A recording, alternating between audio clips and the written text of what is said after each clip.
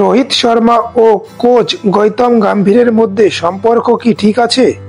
আসলে চ্যাম্পিয়ন ট্রফির দল নির্বাচনের সময় কোচ গৌতম গম্ভীরের সঙ্গে মতপার্থক্য দেখা দিয়েছে অধিনায়ক রোহিত শর্মা ও প্রধান নির্বাচক অজিত আগারকারের।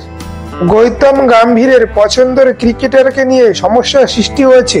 বন্ধুরা, ক্রিকেটের এমন অনেক ভিডিও পেতে আপনারা চ্যানেলে নতুন হলে চ্যানেলটি সাবস্ক্রাইব করুন, সেই সঙ্গে ভিডিওটি লাইক ও অনেক শেয়ার করুন। গম্ভীর চাইছিল হার্দিক পান্ডিয়াকে সহ অধিনায়ক করা হোক।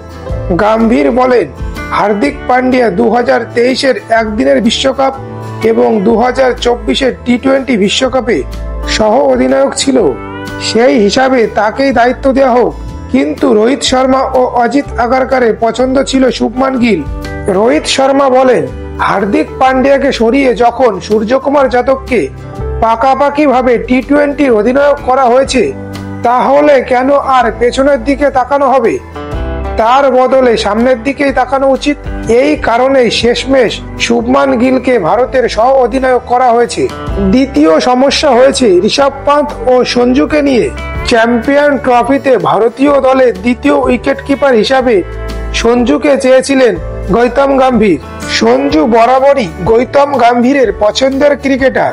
গৌতম গম্ভীর কোচ হওয়ার আগেই একটি ইন্টারভিউতে বলেন, সঞ্জু ভারতীয় দলে খেলছে না, এটা ভারতীয় দলের দুর্ভাগ্য। গম্ভীর কোচ হওয়ার পর ভারতীয় টি-20 দলে ধারাবাহিকভাবে সুযোগ দিয়েছে সঞ্জুকে। এমনকি সঞ্জু গত বছর টি-20 ক্রিকেটে 3টি সেঞ্চুরিও করেছে।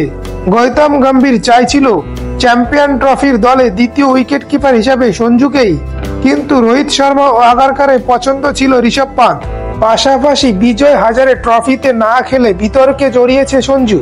অপরদিকে হরভজন সিং বলেছে, টেস্ট ক্রিকেটে ভালো খেলে যদি ওডিআই ক্রিকেটে জায়গা পেতে পারে যশস্বী জয়সওয়াল, তাহলে সঞ্জু টি-20 ক্রিকেটে ভালো খেলে কেন চ্যাম্পিয়ন ট্রফিতে জায়গা পাবে না? বন্ধুরা, এ বিষয়ে আপনাদের মতামত কি কমেন্টের মাধ্যমে জানাতে পারেন। আপনারা চ্যানেলে নতুন হলে চ্যানেলটি সাবস্ক্রাইব করুন, ভিডিওটি লাইক ও শেয়ার করুন। ধন্যবাদ।